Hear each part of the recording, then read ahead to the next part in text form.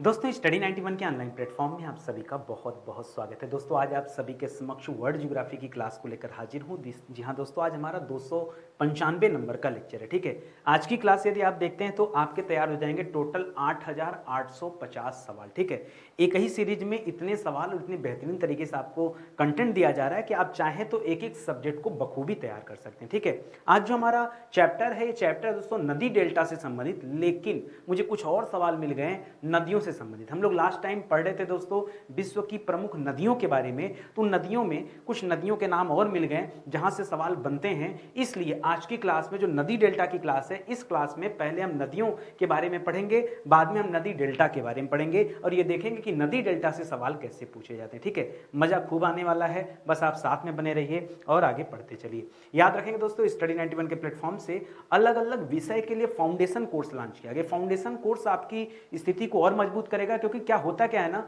जब तक आपका बेस नहीं मजबूत होगा आप कोई भी एग्जाम नहीं दे पाएंगे और आप हर बार हर एग्जाम के लिए अलग अलग कोर्स ज्वाइन करेंगे। इससे बेहतर है कि आप किसी भी विषय को एक बार पढ़िए और इतने मजबूती से पढ़ लीजिए कि फिर भारत में कोई भी एग्जाम अगर आपको देना है तो सोचना ना पड़े। ठीक है, तो दोस्तों इसी तरह से हिंदी इंडिविजुअल का बैच है, हिस्ट्री का है, ज्योग्राफी, पॉलिटी, अलग अलग विषय का दोस्तों इंडिविजुअल बैच है। जानकारी चाहिए दोस्तों तो आप हमारे हेल्पलाइन नंबर पर कॉल कर सकते हैं। ठीक है, स्टार्ट किया जाए आज की क्लास को। बहुत ध्यान से सुनिएगा, समझिएगा। पहला सवाल ये रहा आपके स्क्रीन पर। सवाल दे रहा है मर्रे नदी कहां से निकलती। सर कल ही तो आपने मर्रे डार्लिंग के बारे में पढ़ाया था, तो मैंने मर्रे डार्लिंग पढ़ाया था ना। मैंने आपको क्या बताया था दोस्तों, डार्लिंग नदी के बारे में, कि डार्लिंग नदी के बारे में बताया था कि ये जो नदी दोस्तों ये ऑस्ट्रेलिया में बहती है, न्यू साउथ वेल्स ऑस्ट्रेलिया में ये नदी बहती है। और ये नदी जाकर मिल किस में जाती है दोस्तों, डार्लिंग नदी। तो डार्लिंग नदी जाकर इसका मुहाना कहाँ है दोस्तों, इसका मुहाना है मुर्रे नदी। कहाँ मुहाना दोस्तों, इसका जल जाकर मुर्रे नदी में मिल जाती है। और आज जो मैं सवाल दे रहा हूं दोस्तों, ये मुर्रे नदी संबंधित सवाल है। मुर्रे नदी दोस्तों कहां से निकलती है, सवाल ये पूछा है, कहां से निकलती है ये सवाल पूछा है। तो बताइएगा दोस्तों, एक जगह है आल्प्स, ऑस्ट्रेलियाई आल्प्स। क्या बोलते हैं दोस्तों, इसे कहते हैं, इसे पूरा लिखिए, ऑस्ट्रेलियाई ऑस्ट्रेलियाई ऑस्ट्रेलियाई ऑस्ट्रेलियाई आल्प्स। ठीक है, आल्प्स से आल्प्स कहिए, आल्पस कहिए। ठीक है, इससे दोस्तों निकलती है कौन सी नदी, मर्रे नदी। इसे आप याद रखेंगे। अगला सवाल ही दोस्तों आपसे पूछ रहा है कि मर्रे नदी दोस्तों कहां गिरती है। मर्रे नदी दोस्तों कहां गिरती है, तो याद रखेगा, सवाल दे दिया ना, मर्रे नदी गिरती कहां, तो निकलती है ऑस्ट्रेलियाई आल्प से और गिरती दोस्तों हिंद महासागर में। ठीक है, इसका जल जाकर कहां गिरता है दोस्तों, हिंद महासागर में गिरता है। अच्छा, एक कंफ्यूजन मैं आपका और दूर कर देता हूं दोस्तों, जब आप ये ऑस्ट्रेलिया आल्प्स पढ़ते हैं या आल्पस पढ़ते हैं तो दोस्तों आपको आल्पस की याद आ जाती है। आल्पस दोस्तों, आल्पस पर्वत श्रृंखला, अगर आपको याद रखना हो कि आल्पस पर्वत श्रृंखला दोस्तों कहां है, तो यह यूरोप में स्थित है। कहां स्थित है दोस्तों, यह यूरोप में स्थित है। और इसकी सर्वाधिक ऊंची चोटी दोस्तों कौन सी है, सर्वाधिक ऊंची चोटी, इसका नाम क्या है, माउंट ब्लैंक। क्या नाम है दोस्तों, इसका नाम है माउंट ब्लैंक। क्या नाम दोस्तों, माउंट ब्लैंक दोस्तों इसका नाम है, ये आप याद रखेंगे। ठीक है, किसका, ये याद रखेंगे, ये आल्पस पर्वत श्रृंखला जो यूरोप में स्थित है, हम उसकी बात करें, क्योंकि दोनों में दोस्तों आल्पस शब्द आ रहा है, इस वजह से कंफ्यूजन बन सकता है। मैं चाहता हूं कि आप क्लियर रखिए अपने दिमाग में कि क्या क्या होता है सवाल और कौन सा शब्द कहां प्रयोग किया जाता है। अगला सवाल देखिए, नेल्सन नदी। ठीक है, कई जगह पे नेल्सन ऐसे भी लिखा होता है, आधा ल रहता है और इस तरह से लिखा रहेगा दोस्तों नेल्सन नदी, तो परेशान न होइएगा। ठीक है, चाहे नेल्सन में पूरा ल कर दे चाहे आधा ल कर दे, ये अपनी जगह है। अभी आपसे पूछ रहा है नदी निकलती कहां से है, तो पहले जानिए कहां बहती है। ठीक है, यह बहती दोस्तों कनाडा में। कहां बहती है, कनाडा। कनाडा की राजधानी कहां है, ओटावा, और यह उत्तरी अमेरिका महाद्वीप का एक देश है। ठीक है, इसी कनाडा में एक जगह है दोस्तों मैनीटोबा। कौन सा प्रांत है दोस्तों, यहीं पर एक प्रांत है मैनीटोबा प्रांत। कौन सा प्रांत है, मैनीटोबा प्रांत, वहीं से दोस्तों ये नेल्सन नदी निकलती है, ये आप याद रखेंगे। ठीक है, मैनीटोबा प्रांत में भी दोस्तों, अगर इसके भी अंदर से सवाल पूछ सकता है। आपने एक प्रसिद्ध झील का नाम सुना होगा, विनीपेग झील। कौन सा झील दोस्तों, विनीपेग झील। एक्चुअली में दोस्तों विनीपेग झील ही दोस्तों इस नदी का उद्गम स्थल है, जहां से क्या निकलती है, यह नेल्सन नदी निकलती है। ठीक है, विनीपेग झील से ही दोस्तों यह निकलती है और बहकर कहां जाती है दोस्तों, इस नदी का मुहाना कहां है, इसका मुहाना है हडसन की खाड़ी। कहाँ बहकर जाती है? हडसन की खाड़ी में बहकर जाती है। तो ये भी आप याद रखेंगे। देखिए अगला सवाल दे भी दिया कि यह नदी कहाँ गिरती है, तो याद रखेंगे दोस्तों, यानी सीधे सीधे पूछा जा रहा है इसका मुहाना कहाँ है, तो क्या जवाब होगा आपका? इसका मुहाना है हडसन की खाड़ी। कहाँ मुहाना दोस्तों? हडसन की खाड़ी। और एक लाइन में याद रखेगा इसका उद्गम कहाँ है, अभी अभी बताया आपको इसका उद्गम कहाँ है, तो याद रखेंगे विनिपेग झील। ठीक है, कौन सी झील? विनिपेग झील, ये दोस्तों उद्गम है, ये आप याद रखेंगे। ठीक है, अगला सवाल देखिए क्या दे रहा है। अगला सवाल दे रहा है पेराग्वे नदी। जैसे पेराग्वे दिया है ना, अब कहीं कहीं पे दोस्तों पेराग्वे देता है, कहीं कहीं पे दोस्तों पराग्वे देता है। ठीक है, पराग्वे नदी दे देता है, कंफ्यूज ना होइएगा दोस्तों। ठीक है, पराग्वे पेराग्वे एक ही चीज है, इसको याद रखेंगे। सवाल ये दे रहा दोस्तों कि इस नदी का उद्गम कहां से है। पराग्वे जो देश है दोस्तों, ये दक्षिण अमेरिका में देश है दोस्तों, वहीं से निकलती है। फिलहाल अगर इस नदी की बात करें तो दोस्तों ये नदी निकलती ब्राजील से। ब्राजील तो दोस्तों वैसे भी एक देश है। ठीक है, ब्राजील वैसे भी देश है, ब्राजील की राजधानी ब्राजीलिया है। वहीं पर दोस्तों एक जगह है मोंटे ग्रासो। क्या जगह दोस्तों? मोंटे ग्रासो जगह है। यह नदी जो है दोस्तों पराग्वे नदी, ये मोंटे ग्रासो से निकलती है, ये आप याद रखेंगे। ठीक है, कुछ कुछ नई नदियों के नाम आपको मिले होंगे। मैंने 3 लेक्चर में दोस्तों सिर्फ और सिर्फ नदी के बारे में पढ़ाया, तो 3 लेक्चर मतलब सीधे सीधे 90 सवाल है, और आज भी दोस्तों 10-15 सवाल है, तो 100 से ज्यादा सवाल दोस्तों इनमें हमने चर्चा किया सिर्फ और सिर्फ विश्व की प्रसिद्ध नदियां। भारत की नदियों के बारे में नहीं पढ़ा। क्यों? भारत की नदियों के बारे में हम भारत के भूगोल में पढ़ेंगे, अभी नहीं। ठीक है, आगे आ जाइए दोस्तों, अगला सवाल देखिए। अगला सवाल दे रहा है पराग्वे नदी या पेराग्वे नदी, यह किस नदी में जाकर मिल जाती दोस्तों। अब देखिए सीधा सीधा दे भी दिया, या तो सीधा ये भी दे सकता था कि कहां मिलती है, या इसका मुहाना कहां है, या गिरती कहां पर, ऐसे भी सवाल दे सकता था। यहां नदी का नाम दे रहा दोस्तों, तो यहां पर एक नदी दोस्तों पराना नदी। कौन सी नदी है दोस्तों? पराना नदी। एक्चुअली में जो पराना नदी दोस्तों ये अर्जेंटीना में स्थित है। कहां स्थित है? यह अर्जेंटीना में स्थित है, याद रखेंगे। उसी पराना, अब मन में आ रहा होगा पुराना नदी, पराना पुराना जैसे भी याद कर सकते कर लो। पराग्वे जाकर कहां मिलती है? पराना नदी में जाकर मिलती है, इसे आप याद रखेंगे। ठीक है, यह अच्छा सवाल हो जाएगा। आगे बढ़िए, अगला सवाल कह रहा यूराल नदी दोस्तों कहां से निकलती है। कौन सी नदी दोस्तों? यूराल नदी। सीधे सीधे दोस्तों यूराल नदी का उद्गम पूछ रहा है आपसे। ठीक है, और ये बहुत पॉपुलर नदी भी, बहुत प्रसिद्ध नदी, यूराल के बारे में सुना होगा। ठीक है, यूराल पर्वत के बारे में सुना ना, ये यूराल पर्वत से ही निकलती है। ठीक है, यह दक्षिणी यूराल पर्वत से निकलती है, दक्षिणी यूराल पर्वत श्रेणी से निकलती है। पर्वत श्रेणी से यह नदी निकलती है, जो कि कहाँ स्थित है दोस्तों? यह स्थित है आपके रूस में। कहाँ स्थित है? यह रूस देश में स्थित है, दक्षिणी यूराल। ठीक है, वहीं से निकलती है। और यह नदी कहाँ बहकर जाती है दोस्तों? इसका रास्ता कहाँ है? इसके रास्ते में दोस्तों 2 देश पड़ते हैं। ठीक है, एक तो दोस्तों आपने पढ़ा रूस पड़ता है। ठीक है, रूस पड़ता है, प्लस कौन सा पड़ता है दोस्तों? याद रखेंगे कजाकिस्तान पड़ता है। क्या पड़ता है? कजाकिस्तान। ठीक है, तो ये सवाल भी आप याद रखेंगे। ठीक है, रूस और कजाकिस्तान के रास्ते दोस्तों जाती है। अब अगला सवाल ही मन में आ गया, सर जाती है तो गिरती कहां पर है ना? यही सवाल आया मन में ना कि यह नदी अपना जल कहां गिराती है। कहां गिराती मतलब क्या दोस्तों? सीधे सीधे आपसे पूछा जा रहा है कि इसका मुहाना कहां पर है। तो देखिए एक बात बताइए आप मुझे, कजाकिस्तान के सहारे आगे बढ़ रही, तो कजाकिस्तान के पास में तो कैस्पियन सागर है, पढ़ा है ना। एक्चुअली यह झील है, लेकिन इसका आकार इतना बड़ा है दोस्तों कि इसे सागर कहा जाता है, कैस्पियन सागर। ठीक है, कैस्पियन सागर। अगर मुख्य रूप से देखेंगे दोस्तों तो कैस्पियन सागर क्या है दोस्तों? यह मुख्यतः झील है। क्या है दोस्तों? यह कोई समुद्र नहीं है। यह क्या है दोस्तों? जो कैस्पियन सागर है मुख्यतः झील है, लेकिन आकार में बड़ा होने की वजह से दोस्तों इसे क्या कहते हैं?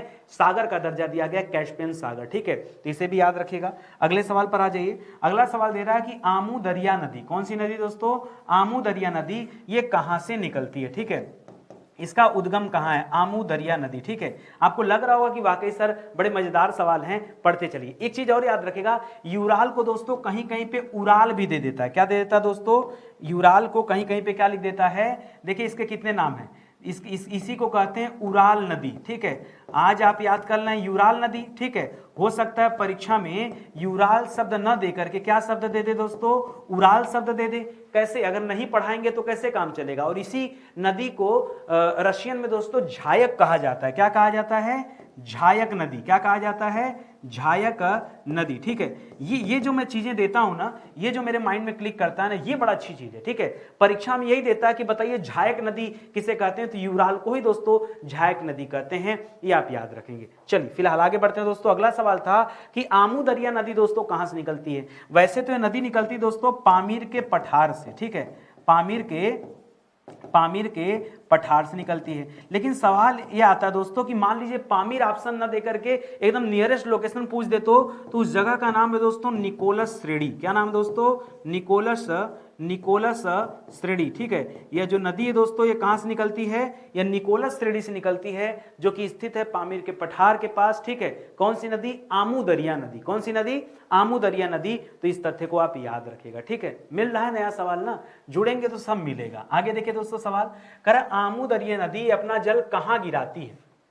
कहां गिरती है, कहां गिराती है, यानी सीधे सीधे तौर पे पूछा जा रहा है कि इसका मुहाना कहां है। देखिए पामीर के पठार से निकल तो गई आमू दरिया नदी, लेकिन जाती कहां दोस्तों? ये पता है कजाकिस्तान और उज्बेकिस्तान की सीमा भी बनाती है। ठीक है, ये सीमा निर्धारण का भी काम करती है। ठीक है, यह नदी जो दोस्तों इस सीमा निर्धारण का भी काम करती है।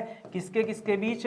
याद रखेंगे, कजाकिस्तान प्लस उज्बेकिस्तान। ठीक है, कजाकिस्तान और उज्बेकिस्तान के मध्य यह क्या करती है? सीमा रेखा का भी निर्धारण करती कुछ स्थान पर, और जाके निकलती कहां दोस्तों? यह पहुंचती जाकर अरल सागर में। कहां पहुंचती है? अरल सागर। अरल सागर दोस्तों इन्हीं दोनों के बीच में स्थित है, तो ये भी आप याद रखेंगे। ठीक है, चलिए आगे बढ़ते हैं दोस्तों। देखिए बहुत ज्यादा दूर तक इस सीमा निर्धारण नहीं, लेकिन उसी के आसपास से गुजरती, इसलिए सीमा निर्धारण के तौर पर दोस्तों इसको मैं बता रहा हूं। ठीक है, आगे देखिए एक सवाल दिया दोस्तों, अरंगसास नदी। कौन सी नदी? अरंकसास। ठीक है, कहीं कहीं पे अरकसास मिलेगा, कहीं कहीं पे अरंकसास मिलेगा। सवाल है दोस्तों अरंकसास नदी का उद्गम कहां है? ये नदी दोस्तों कहां से निकलती है? सर मुद्दा यह है कि हमने कभी अरंकसास नदी के बारे में पढ़ा ही नहीं, तो हम बताए कहां से? दोस्तों निकलती है कोलोराडो का नाम सुना है? हाँ सर, कोलंबिया का पठार तो सुना है, कोलोराडो का पठार सुना है। हाँ, उसी के पास से निकलती दोस्तों, याद रखेंगे मध्य कोलोराडो। ठीक है, मध्य कोलोराडो या कोलोराडो से दोस्तों ये नदी निकलती। कौन सी नदी दोस्तों? अरंकास। ठीक है, अरंगसास। ठीक है, अच्छा ये किसके अंतर्गत आता है दोस्तों? तो ये राकी पर्वत श्रृंखला के अंतर्गत आता है। ठीक है, राकी पर्वत श्रृंखला के अंतर्गत ये कोलोराडो आता है, वहीं से दोस्तों ये नदी निकलती है। ठीक है, ये सवाल याद रखेंगे। अगला सवाल दे रहा है कि अरंगसास नदी किस नदी में जाकर दोस्तों मिल जाती है, यानी इस नदी का मुहाना कहां पर? अरंगसास का मुहाना कहां पर है? तो कोलोराडो से निकलकर दोस्तों ये जाकर मिल जाती है मिसिसिपी नदी में। किसमें दोस्तों? मिसिसिपी नदी में जाकर यह मिल जाती है, ये आप याद रखेंगे। ठीक है, अरंगसास कहां जाकर मिलती है? मिसिसिपी में जाकर मिलती है, तो इसे भी आप याद रखिएगा। ठीक है, चलिए आगे आ जाइए। अगला सवाल दे रहा दोस्तों साल्विन नदी। शाल्विन नदी, ये भी आपने नहीं सुना होगा। ठीक है, मैं भी नहीं सुना था यार, मुझे भी ढूंढना पड़ता है ना आपको पढ़ाने के लिए, इसी बहाने मैं भी रिसर्च कर लेता हूं। ठीक है, अच्छे सवाल। देखिए क्या है ना, घिसे पीटे सवाल पढ़ाने का क्या मतलब, जब तक कुछ नया ना पढ़े हम लोग तब तक ये नहीं लगता है कि क्लास में मजा नहीं आ रहा है। ठीक है, देखिए स्टडी 91 की क्लास में आएंगे ना तो हमेशा आपको मजा ही मजा मिलेगा। वो इसलिए मिलेगा क्योंकि हमेशा यहाँ शोध करके पढ़ाया जाता है। कॉपी पेस्ट चोरी करना कितने दिन तक करते रहोगे? ठीक है, जब आप जुड़ेंगे, जब आप पढ़ेंगे, देखिए 295 लेक्चर हमने पढ़ाया, आप एक बार ईमानदारी से जाकर वीडियोस देखिए, एंशिएंट, मिडावल, मॉडर्न, पॉलिटी, सारे विषय धीरे धीरे हमने पढ़ाया। कई बच्चे कहते हैं सर ये कहीं टीचर सब पढ़ा देता, कैसे समझ में आएगा? अरे जब समझना चाहोगे तब ना समझ में आएगा। यहाँ तो हम सवाल जवाब की सीरीज दे रहे हैं। अब आप दोस्तों डिटेल में पढ़ना चाहते हैं तो उसके लिए फाउंडेशन बैच है। उसके लिए कौन सा बैच है? Foundation batch. आप आइए, मुझे मौका दीजिए हमारे फाउंडेशन बैच में, वहां एक बार पढ़ के देखिए। वहां मैं इस लेवल का पढ़ाता हूं, अच्छा वहां भी खूब डीप में पढ़ाता हूं, इतना डीप में पढ़ाता हूं बच्चे कहते हैं सर बहुत ज्यादा पढ़ा दे रहे हैं। कम पढ़ाओ तो भी समस्या, ज्यादा पढ़ाओ तो भी समस्या। ठीक है, वो तो भाई हर कुछ ना कुछ बच्चों का बना रहेगा, लेकिन मुझे लगता है कि कम से कम इतना पढ़ाया जाए कि कॉन्सेप्ट क्लियर हो जाना चाहिए, मन में सवाल नहीं आना चाहिए, सवाल पैदा ही ना हो, इतने स्तर तक जाके पढ़ाया जाए तब अच्छी बात है। ठीक है, आइए साल्विन नदी दोस्तों ये कहां से निकलती, सवाल दिया। ये निकलती दोस्तों, आपने पिछली क्लास में क्युनलुन पर्वत के बारे में पढ़ाया था। ठीक है, कौन सा पर्वत दोस्तों? क्युनलुन पर्वत। ठीक है, क्युनलुन पर्वत श्रेणी। ठीक है, ये कहां से निकलती दोस्तों? ये निकलती है क्युनलुन पर्वत श्रेणी से और बहुत लंबा चलती। साल्विन नदी जो दोस्तों ये फाइनली आके अंडमान सागर में गिरती है म्यांमार के रास्ते। देखिए ये चीन में, आपने यूनान प्रांत का नाम सुना होगा, यूनान प्रांत का ये सब होते हुए ये कहां आ जाती दोस्तों? या म्यांमार यानी वर्मा के रास्ते आकर अंडमान सागर में गिरती है। ठीक है, अंडमान सागर में दोस्तों ये जाकर मिल जाती है, ये आप याद रखेंगे। ठीक है, बीच में और भी जगह पढ़ेंगे, कार्टेज से वर्मा, वर्मा के बाद थाईलैंड पड़ेगा, उसके बाद जाके गिरता अंडमान सागर में, ठीक है। चलिए अगला बढ़िए सवाल, करा ये नदी कहाँ गिरती है? तो देखिए यह निकली कहाँ से दोस्तों? पहले क्युनलुन पढ़ा, पहले क्या पढ़ा दोस्तों? क्युनलुन पढ़ा, क्युनलुन के बाद दोस्तों क्या पढ़ा? यूनान पढ़ा, यूनान के बाद दोस्तों क्या पढ़ा? वर्मा पढ़ा, वर्मा के बाद दोस्तों क्या पढ़ा? थाईलैंड पढ़ा, थाईलैंड पढ़ा, थाईलैंड के बाद क्या पढ़ा दोस्तों? अंडमान सागर पढ़ा। लेकिन मैं आपको बताऊं, परीक्षा में अंडमान सागर नहीं देगा, परीक्षा में इसके भी भीतर जाके सवाल देता है। एक खाड़ी है अंडमान सागर में जिसका नाम है मार्तबान की खाड़ी। क्या नाम है? जैसे बंगाल की खाड़ी है ना, उसी तरह से एक है मार्तबान की खाड़ी, मार्तबान की खाड़ी। ये जो मार्तबान की खाड़ी है ये अंडमान सागर के तहत ही आती है, ठीक है। जैसे हिंद महासागर में ही बंगाल की खाड़ी है, गलत कह रहा हूं? अरब सागर किससे जुड़ा हुआ? हिंद महासागर का, तो उसी का क्षेत्र माना जाता है, ठीक है। तो ये जो साल्विन नदी है इसके बारे में ये आप याद रखेंगे, ठीक है। अगले सवाल पर आइए, अगला सवाल दे रहा है कोलोरेडो नदी, ठीक है। अभी दोस्तों हमने पीछे पढ़ा, ठीक है, कोलोरेडो के बारे में। अच्छा, पीछे हमने बताया कि मध्य कोलोरेडो के पठार से अरंसास नदी निकलती। कौन सी? मध्य कोलोरेडो से। देखिए मध्य कोलोरेडो से, मध्य कोलोरेडो से, मध्य कोलोरेडो से क्या निकलती दोस्तों? अरंसास नदी निकलती। कौन सी?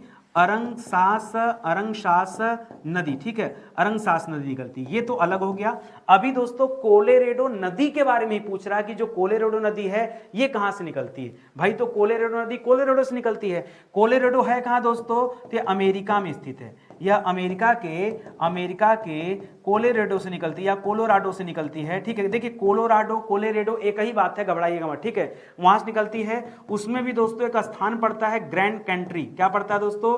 ग्रैंड कंट्री, ठीक है। ये उस स्थान से दोस्तों निकलती है कोलोरेडो नदी, तो इसके बारे में ये आप याद रखेंगे, ठीक है। चलिए आगे बढ़ते हैं। ध्यान दीजिएगा दोस्तों, ये जो फ्री क्लास आपको दिया जा रहा है, ये क्लास अगर आपको पढ़ना है ना तो सुबह 9:06 पे दोस्तों आप जरूर मिलिए, ठीक है। 9:06 पे दोस्तों ये फ्री वाली क्लास दी जा रही है। बहुत शानदार सी क्लास है दोस्तों। पूरा एंशिएंट हिस्ट्री आपको पढ़ा दिया गया, पूरा मिडावल पढ़ा दिया गया, पूरा मॉडर्न पढ़ा दिया गया, पूरा पॉलिटी पढ़ा गया, और अब ज्योग्राफी की क्लास चल रही, ठीक है। ज्योग्राफी बहुत जल्द समाप्त होगा, अभी तो नहीं समाप्त हुआ। 231 नंबर से हम लोग ज्योग्राफी की क्लास अटेंड कर रहे हैं और 295 तक आ गए, ठीक है। साथ में जुड़ेंगे तो एक एक चैप्टर, एक एक टॉपिक पर विस्तार से चर्चा करते चल रहे हैं। इससे अच्छा आपको जीएस का लेक्चर नहीं मिलने वाला है। आप कहीं से भी पढ़ो ना, आप ऑनलाइन पढ़ो, आप ऑफलाइन पढ़ो, हम कहते हैं सवाल, ये सवाल पढ़ने में क्या दिक्कत है बताओ। अगर मैंने आपको पढ़ा दिया, ये सवाल दे दिया कि कहाँ गिरती है, यानी सीधे सीधे दोस्तों इसकी मुहाना की बात कर रहा है। एक बार फिर से मैं आपको उद्गम याद दिला दूं, ठीक है। इसका उद्गम कहाँ है दोस्तों? तो ऐसे याद रखेगा, ग्रैंड कंट्री, ग्रैंड कंट्री इसका उद्गम है। ग्रैंड कंट्री कहाँ पड़ता है? अमेरिका के कोलोराडो में पड़ता है, ठीक है। अमेरिका के कोलोराडो में पड़ता है। मान लीजिए सवाल परीक्षा में आ ही गया, या फिर मुहाना वाला ही सवाल आ गया। कहाँ इसका मुहाना दोस्तों? इसका मुहाना है कैलिफोर्निया की खाड़ी में। ये नदी जाकर कहाँ गिरती है? ये गिरती है कैलिफोर्निया की खाड़ी में। एक आध सवाल यही से और दे देता है, कैलिफोर्निया खाड़ी को दूसरा नाम क्या कहते हैं? इसी का नाम है दोस्तों कार्टेज सागर। ये नहीं पता होगा आपको, ठीक है। कार्टेज सागर दोस्तों किसका नाम है? कैलिफोर्निया की खाड़ी को ही कार्टेज सागर भी कहा जाता है, ठीक है। जैसे यूराल को उराल कहा जाता था, ठीक है। ये समझिएगा, ये आपको क्लास में अगर आपके क्लास में पढ़ाया भी गया होगा तो ये वाली बात नहीं पढ़ाई गई होगी। तो मैं कहता हूं, इसीलिए कहता हूं कि आप जुड़िए, आप जुड़कर पढ़ेंगे, कुछ ना कुछ दोस्तों नया सीखने को जरूर मिलेगा, ये मान के चलिए, ठीक है। आइए आगे बढ़ते हैं, अगला सवाल पढ़ते हैं। लिख रहा है दोस्तों नीपर नदी। कौन सी नदी दे दिया दोस्तों? नीपर नदी। ये नीपर नदी दोस्तों कहां से निकलती है? नीपर नदी का उद्गम कहां से है दोस्तों? एक नाइजर नदी पढ़ते हैं दोस्तों, तो नाइजीरिया वाली, अफ्रीका वाली नाइजर नदी, ये नीपर नदी है। ये रूस में बहती है। रूस में दोस्तों एक पर्वत है ब्लडाई पर्वत। कौन सा है? ब्लडाई पर्वत, ठीक है। ब्लडाई पर्वत है दोस्तों, ये कहां पर स्थित है? ये रूस में स्थित है। इसका उद्गम दोस्तों वहीं से है, ठीक है। और ये नदी दोस्तों 3 देशों से होकर गुजरती है। कौन कौन सा देश दोस्तों यहां पर आता है? एक तो रूस आता है, एक तो दोस्तों बेलारूस आता है, और एक रूस का पड़ोसी जो यूक्रेन है, जिससे लगातार दोस्तों कई वर्षों से युद्ध चल रहा है, ये आता है। ये जो नीपर नदी है ये इन तीनों देशों से होकर गुजरती है, तो इसे भी आप याद रखिएगा, ठीक है। आगे बढ़ जाइए, अगले सवाल पर आइए। करा नीपर नदी दोस्तों ये कहां गिरती है? कहां गिरने का मतलब क्या दोस्तों? नीपर नदी का मुहाना कहां पर? देखिए जब यूक्रेन के साहस से कोई भी नदी आगे बढ़ेगी ना तो यूक्रेन के पास में दोस्तों काला सागर है, ठीक है। कैसे याद रखेंगे? यही बमबारी हो रहा था और इतना बम गिरा कि सब कुछ क्या हो गया, ब्लैक पड़ गया, ठीक है। बम आपके करीब फूट जाए तो चेहरा गोरा थोड़े होगा, काला ही हो जाएगा ना। तो यूक्रेन के आसपास से जितनी नदियां जाती हैं वो सब जाकर दोस्तों इसी काला सागर में अपना जल गिराती। इस तरह से आप याद रखिएगा, क्योंकि परीक्षा टाइम हो सकता है आप भूल जाए, ठीक है, लेकिन अगर ये वाली लाइन मेरी याद रहेगी तो आपको याद आ जाएगा। एक नदी दोस्तों पढ़ेंगे आप, ओहियो नदी। कौन सी नदी दोस्तों? ओहियो नदी, ठीक है। ओहियो नदी दोस्तों कहां से निकलती है, यानी सीधे सीधे दोस्तों इसका उद्गम जानना है आपको और इसका मुहाना जानना है, दोनों आपके लिए अच्छा सवाल है, ये आप याद रखें, ठीक है। दोस्तों एक जगह पड़ता है पेंसिल्वेनिया, सुना है नाम? पेंसिल्वेनिया नाम सुना है? तो नदी कहां से निकलती है? ये उसी पेंसिल्वेनिया से निकलती है, ठीक है, पेंसिल्वेनिया। परीक्षा में कभी कभी पेंसिल्वेनिया देता है और कभी कभी पेंसिल्वेनिया के पास में दोस्तों एक स्थान है पोर्टर कंट्री, जैसे ग्रैंड कंट्री पीछे पड़ा ना, ऐसे पोर्टर कंट्री है दोस्तों, ये आप याद रखेंगे, वहां से ये नदी निकलती है। एक चीज और याद रखेगा दोस्तों, ये जो ओहियो नदी है ये सर्दी के समय में बर्फ में तब्दील हो जाती है, बर्फ में बदल जाती है, ठीक है। पूरी की पूरी नदी क्या हो जाती है दोस्तों, इस पे बर्फ जम जाता है। आपके यहाँ भी सर्दी पड़ती है, लेकिन क्या कोई नदी का जल बर्फ में तब्दील होता है? नहीं हो पाता। क्यों? क्योंकि नदी का जल गतिमान अवस्था में होता है। जब स्थिर होगा कोई चीज तभी दोस्तों बर्फ बनेगा। गतिमान अवस्था में जब तक होगा तब तक उसमें गर्मी पैदा होती रहेगी, ठीक है। अणु से अणु लड़ते रहेंगे तो बर्फ कठिन है बनना, लेकिन यहाँ की नदी बर्फ में तब्दील हो जाती है। और कहां पर दोस्तों ये पड़ता है जगह, ये जहां बर्फ में तब्दील पड़ती है यहीं पर दोस्तों पिट्सबर्ग। कौन सा दोस्तों जगह है? यहीं पर स्थान है पिट्सबर्ग, ठीक है, पिट्सबर्ग, ठीक है। पिट्सबर्ग का नाम सुना होगा ना, ठीक है, पिट्सबर्ग का नाम सुना होगा, ठीक है। पिट्सबर्ग में ये ठंडी के समय में बर्फ में तब्दील हो जाती है। ये सवाल दोस्तों आपसे आपकी परीक्षा में पूछा जाता है, ठीक है। आगे बढ़िए, कह रहा है ओहियो नदी किस नदी में जाकर मिल जाती है, यानी ओहियो नदी का जो मुहाना है ये किस नदी में है? ये जाकर सीधे समुद्र वगैरह में नहीं मिलती। ये एक नदी दोस्तों मिसिसिपी नदी। कौन सी नदी है? एक नदी है मिसिसिपी नदी, ये उसी मिसिसिपी नदी में दोस्तों जाकर के मिल जाती है, इसे आप याद रखेंगे, ठीक है। अगले सवाल पर आइए। अगला सवाल दे रहा है इरावदी नदी कहां से निकलती? कौन सी नदी? इरावदी नदी। याद रखेंगे दोस्तों, इरावदी नदी को म्यांमार की जीवन रेखा कहा जाता है। म्यांमार की जीवन रेखा किस नदी को कहा जाता है दोस्तों? इसी इरावदी नदी को कहा जाता है। क्यों कहा जाता है? क्योंकि म्यांमार में बहुत सारी जनता इसी पर निर्भर है, ठीक है, तो इसको याद रखेंगे। अब बात आती है दोस्तों निकलती कहां से है, तो ये दो नदियों का संगम दोस्तों माली एवं नामी, ठीक है, माली एवं नामी के संगम से दोस्तों ये नदी निकलती है, माली और नामी, ठीक है। और ये पड़ती कहां पर? तो पहले बता दिया दोस्तों म्यांमार में। म्यांमार की जीवन रेखा तो म्यांमार ही उत्तर होगा ना, तो इरावदी नदी का संबंध कहां से दोस्तों? म्यांमार से है। अगला सवाल पढ़िए, इरावदी नदी दोस्तों कहां गिरती है, यानी सीधे सीधे बताइए कि इरावदी नदी का मुहाना कहां पर है, ठीक है। तो निकलना तो हमने पढ़ लिया, म्यांमार की नदी है, ठीक है। ये जाकर गिरती कहां दोस्तों? तो गिरती जाकर दोस्तों अंडमान सागर में। कहां गिरती है? अंडमान सागर में। कहीं कहीं पे दोस्तों अंडमान सागर मिलता है और कहीं कहीं पे दोस्तों ये जवाब मिलता है बंगाल की खाड़ी, ठीक है, बंगाल की खाड़ी, क्योंकि म्यांमार के बगल में बंगाल की खाड़ी भी है। तो ये दोनों आप याद रखेंगे, सही उत्तर याद रखेंगे अंडमान सागर, ये ज्यादा सही उत्तर है इरावदी के मामले में, ठीक है, इसे भी आप याद रखेंगे। आगे बढ़िए दोस्तों, अगले सवाल पर आइए। अगला सवाल दोस्तों स्टार्ट हो रहा है। हमने कहा था ना कि आज हम कुछ सवाल देखेंगे नदी डेल्टा से संबंधित, ठीक है। तो हमारा एक चैप्टर और है दोस्तों नदी और डेल्टा, ठीक है। तो नदी डेल्टा के बारे में जरा समझ जाइए। देखिए कोई पहले बेसिक समझिए। जब कोई नदी कहीं से निकलती है जहां से उसका उद्गम होता है, ठीक है, चाहे पर्वत से या किसी झील से या किसी ग्लेशियर के जल से, तो उसको शुरुआत में ना नदी क्या होती है, नदी का जल जो होता है बड़े तेज प्रवाह से चलता है। जहां पर जैसे गंगा यमुना की बात कर लीजिए, अपने देश की बात करिए, आधार मानते उधार लेते हैं, तब आपको समझ में आएगा। ये जहां से निकलती वहां देखेंगे तो इसकी स्पीड बहुत होती है। क्यों? जैसे बचपन नहीं होता हम लोग का, बचपन और जवानी, ठीक है, हम लोग बड़े रफ्तार में चलते हैं, लेकिन जब धीरे धीरे और आगे का समय आता है तो जीवन क्या होता है, स्थिर सा लगने लगता है और हम लोग धीमे हो जाते हैं। वही नदियों के साथ भी होता है। नदियों का जो बाल्यकाल होता है और युवावस्था होता है, जैसे बाल्यकाल जहां होता है वहां नदियां बहुत तेज चलती, इतनी तेज चलती कि चट्टान भी काट देती हैं। सोचिए पानी से पत्थर कट जाए, सोचिए कितना ज्यादा फोर्स होता होगा। ये तो उनका बचपन है, लेकिन ज्यादा और आगे का जो समय आता है, समय मतलब जब नदियां अपने उद्गम से और आगे बढ़ती हैं, तो आगे बढ़ती हैं दोस्तों तो मैदानी क्षेत्रों में आती हैं। मैदानी क्षेत्रों में आती है तो उनका विस्तार होता है। जैसे हम जब युवा होते हैं तो अपना विस्तार करते हैं, उसी तरह से नदियां भी विस्तार करती हैं। कुछ दूर चलने के बाद दोस्तों इनकी गति धीमी होती है। जब नदियों की गति धीमी होने लगती है तब नदियां दोस्तों विसर्प का आकार बनाती हैं। क्या बनाती हैं? विसर्प, यानी उसका जल अभी तक तो सीधा जा रहा था, अब सीधा नहीं जाएगा, अब क्योंकि जल धीमा हो गया तो विसर्प का आकार बनेगा। विसर्प का आकार बनाने से क्या होता है? गति मिलता है, फोर्स मिलता है पीछे से, ठीक है। तो इस वजह से दोस्तों क्या होता है, ऐसे विसर्प का आकार बनाती, ठीक है, ऐसे विसर्प का आकार बनाती हैं और फिर क्या करती हैं? आगे बढ़ती हैं। आगे जाकर दोस्तों नदियां डेल्टा भी बनाती हैं। लेकिन डेल्टा कैसे बनाती है जरा समझिएगा। अब अपने रास्ते में जब नदी बड़ी तेज चलती है ना, तो कहीं पत्थर काट दी, कहीं जो है पेड़ पौधे काट दी, कहीं मिट्टी काट दी, तो अपने साथ बहुत कुछ अवशेष के रूप में लेके चलती है।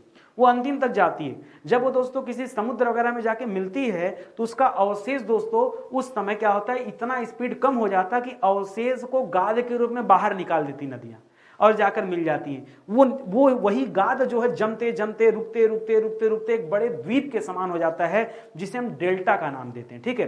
अब वहीं से दोस्तों सवाल है, सुनिए क्या दे रहा है। लिख रहा है नदी की विभिन्न शाखाओं के बीच बनने वाली त्रिभुजाकार निक्षेपात्मक आकृति को क्या कहा जाता है, ठीक है। तो आकृति दोस्तों कहलाती है डेल्टा। इसे क्या कहा जाता है? डेल्टा, ठीक है। अब होता क्या, देखिए ऐसे नदी आ रहा था, ठीक है। अब इसने अपने गाद को दोस्तों यहां रख दिया, गाद को रख दिया तो दोस्तों इसकी धारा इसी गाद से टकराकर दो भागों में बट गई।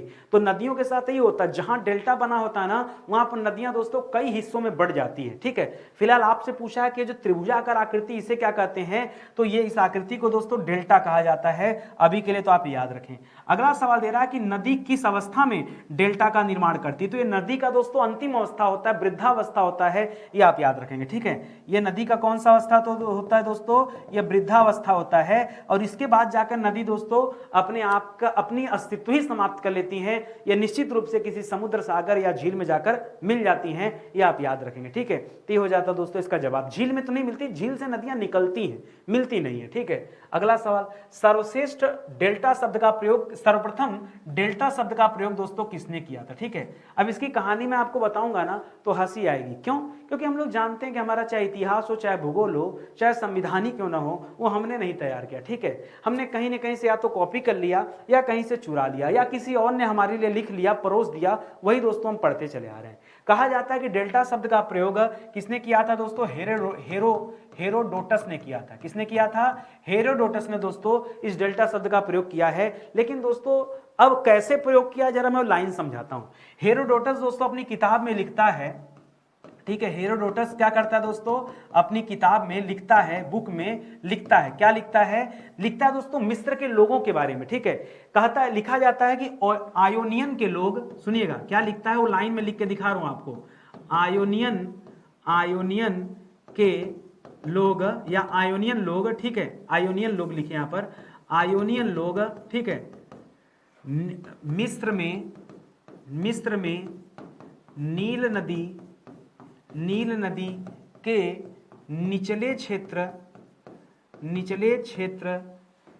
में बसे लोगों के स्थान को डेल्टा कहते हैं, ठीक है, डेल्टा कहते हैं। तो एक बात बताइए, अगर हेरोडोटस ने लाइन लिखा तो क्या हेरोडोटस ने डेल्टा लिखा या उसके पहले भी ये शब्द लिखा जाता था? जैसे हम लोग बड़े चाव के साथ पढ़ते हैं कि भारत की खोज वास्को डी गामा ने किया, वो भी 1498 में। इसका मतलब हमने कभी पृथ्वीराज चौहान का इतिहास देखा ही नहीं। क्यों? पृथ्वीराज चौहान तो दोस्तों 1192 की लड़ाई लड़े थे और भारत की खोज तो 1498 में हुई है। हाँ, तो कैसे काम चलेगा दोस्तों? एक्चुअली में भारत की खोज नहीं हुई, भारत आने के जल मार्ग की खोज हुई कि कैसे कोई नाविक यूरोप से समुद्री मार्ग को अपनाते हुए भारत आ सकता है। उस रास्ते की खोज दोस्तों हुई थी जो वास्को डी गामा ने किया था। बात समझ में आ रही ना? ये था कहानी, लेकिन उसको अलग तरीके से परोस दिया गया। उसी तरह से इसे अलग से परोसा जा रहा है कि डेल्टा शब्द सबसे पहले हेरोडोटस ने प्रयोग किया, यही माना जाता है। परीक्षा में पूछेगा तो आप भी यही मानिएगा, मजबूरी है। लेकिन मैं आपको बता रहा हूं दोस्तों कि हेरोडोटस ने अपनी किताब में क्या लिखा कि आयोनियन लोग मिस्र में नील नदी के निचले क्षेत्र में बसे लोगों के स्थान को क्या कहते हैं, ठीक है, उनका वर्णन करने के लिए डेल्टा शब्द का प्रयोग करते हैं। ये कहते हैं, इसका मतलब डेल्टा शब्द का प्रयोग तो पहले से चला आ रहा था, ठीक है। ये आप याद रखेंगे, यही मैं बताना चाह रहा हूं। आगे लिख रहा दोस्तों, हेरोडोटस ने सबसे पहले किस नदी पर डेल्टा की खोज की? देखो, जैसे लग रहा है कि सच में कोई शोध किया था, बल्ब उलब बना दिया, हवाई जहाज का आविष्कार, ऐसा महसूस हो रहा है, ठीक है। ऐसा है नहीं। नदियों पर डेल्टा हेरोडोटस नहीं बनाया है, वो नदियां दोस्तों हजारों लाखों सालों से डेल्टा का निर्माण करती हैं और वो पहले से बना था। ये जो नील नदी वाली कहानी है दोस्तों, जो मिस्र में नील नदी थी, इसी का दोस्तों वर्णन इस हेरोडोटस ने किया। बस इसीलिए दोस्तों इसका जवाब क्या मान लिया गया कि हेरोडोटस ने सबसे पहले नील नदी में डेल्टा की खोज को बताया। हाँ, कि उसके पहले लोग नहीं जानते थे कि उसके पहले नदियां डेल्टा नहीं बनाती थी। परोसने का तरीका है, मैं आपको वही समझा रहा हूं। नदियों की एस्चुरी के भर जाने से निर्मित लंबे तथा सकरे डेल्टा को दोस्तों क्या कहते हैं? इसे कहा जाता है दोस्तों ज्वार नदमुख। क्या कहा जाता है? इसे कहा जाता है ज्वार नदमुख। देखिए समझिएगा, ऐसी नदियां जो अपने साथ गाद लेके चलती, गाद मतलब अवशेष, वो डेल्टा बनाती हैं। कुछ नदियां ऐसी होती हैं जो अपने साथ अवशेष लेकर नहीं चलती हैं, जैसे नर्मदा हो गया, ताप्ती हो गया, ठीक है, ये अवशेष लेकर नहीं चलती हैं, ठीक है। और इसी कारण दोस्तों ये नदियां ज्वार नदमुख बनाती हैं। देखिए मान लीजिए मैं कहूं कि ऐसे समझिए, ये नदी आ रही है, ये गंगा आ रही है और इधर बंगाल की खाड़ी है, तो बंगाल की खाड़ी का जल, पता जलस्तर ऊंचा रहता है, विश्वास नहीं करेंगे, और नदी का जलस्तर नीचा रहता है। कहेंगे सर ये कैसे संभव है? मैं आपसे कहूं सर, मग्गा से बाल्टी में पानी जाएगा कि बाल्टी से मगे में पानी आएगा? ठीक वही वाली हाल है। यहां जलस्तर ऊंचा मिलता है, यहां जलस्तर नीचा होता है, उसके बाद भी जाके मिल जाती है। मैजिक यही होता है, आप जब जाएंगे तब आपको एहसास होगा, ठीक है। फिलहाल मिल जाता है क्योंकि बड़ा इतना दिखता है, इस वजह से दोस्तों ऐसा महसूस होता है। लेकिन ऐश्वर्य के केस में नदी यहां होती है, समुद्र यहां होता है, पानी ऐसे गिरता है, समझिएगा बात को, पानी ऐसे गिरता है, उल्टा होता है, इसलिए इसे ज्वार नदमुख कहा जाता है। और जहां पानी गिरेगा दोस्तों फोर्स से, वहां और ज्यादा गहरा हो जाता है, वहां और ज्यादा गहरा हो जाता है। तो यहां पर ज्वारी धाराएं वगैरह भी देखने को मिलती है, ठीक है, इसे भी याद रखेंगे। कारण नदी की मुख्य धारा द्वारा पदार्थों का निक्षेप, निक्षेप मतलब जुटाना, दोनों किनारों की अपेक्षा बीच में अधिक होने से किस प्रकार के डेल्टा का निर्माण होता है? अगर बीच में दोस्तों निक्षेप ज्यादा हो गया तो दोस्तों किस प्रकार की डेल्टा का निर्माण होता है? इसे कहते हैं चापाकार डेल्टा। क्या कहते हैं दोस्तों? इसे कहते हैं चापाकार डेल्टा। चाप के आकार का डेल्टा, चापाकार डेल्टा। आपको पता होगा दोस्तों, पहले हम लोग चाप बनाते थे ना, ऐसे गोला प्रकार लेके, गोला प्रकार में कलम लगी होती थी और ऐसे दोस्तों रख करके ऐसे घुमाते थे तो एक चाप का निर्माण होता था, चाप। तो उसी चाप के आकार का जो डेल्टा होता है उसे चापाकार डेल्टा कहते हैं, ठीक है। आगे बढ़िए, कह रहा चापाकार डेल्टा का आकार वृत्त के चाप या धनुष के समान होने पर इसे क्या कहा जाता है? इसे धनुषाकार भी कहा जाता है या इसे धनवाकार भी कहा जाता है। क्या कहा जाता है? धनुषाकार, धनवाकार, चापाकार, ठीक है, चापाकार, ठीक है, या फिर क्या कर सकते हैं अर्धवृत्त, अर्धवृत्त, ऐसी दोस्तों इसकी आकृति होती है। तो इसके इतने सारे नाम हैं, अलग अलग जगह पे अलग अलग नाम पूछे जा सकते हैं, परेशान मत होइएगा, ठीक है। अगला सवाल, जब नदी द्वारा निर्मित डेल्टा का सागर की ओर निरंतर विस्तार होता है तो उसे क्या कहते हैं? ये डेल्टा दोस्तों बढ़ता रहता है और वो हमेशा बढ़ता है, इसे कहते हैं प्रगतिशील डेल्टा। क्या कहते हैं? प्रगतिशील। जैसे भारत विकासशील है ना, वैसे दोस्तों प्रगतिशील कहा जाता है, विकासशील नहीं, प्रगतिशील। क्यों? इस डेल्टा के आकार में दोस्तों वृद्धि होती जाती है, इसीलिए दोस्तों क्या कहा जाता है? इसे प्रगतिशील डेल्टा कहा जाता है। इस तथ्य को आप याद रखेंगे, ठीक है। ऐसे विषय जो पूरी तरह से पढ़ा दिए गए हैं, ये उनके नोट्स हैं और ये हैंड रिटन नोट्स हैं, हाथ से लिखा गया नोट्स है। ये आपको ई बुक फॉर्मेट में मिलता है, आप इसे प्रिंट करा सकते हैं। बहुत जल्द दोस्तों हम डिजिटल नोट्स जारी करने वाले हैं। डिजिटल नोट्स वो नोट्स होता है जो हाथ से लिखा गया नहीं होता है, कंप्यूटर द्वारा तैयार किया गया नोट्स होता है जिसे आप प्रिंट आउट कर सकते हैं, ठीक है, वो होता है डिजिटल नोट्स। ये आपका हैंड रिटन नोट्स है, तो दोनों अलग अलग है, इसको समझिएगा, ठीक है। चलिए फिलहाल सेशन ही समाप्त होता है, पूरा वीडियो देखिए, बहुत मजा आएगा और इसी तरह से धीरे धीरे हम एक एक चैप्टर को भी कवर कर लेंगे, ठीक है। मिलते हैं दोस्तों अगले लेक्चर में, तब तक के लिए बहुत बहुत धन्यवाद आप सभी का। जय हिंद, जय Bharat, thank you so much.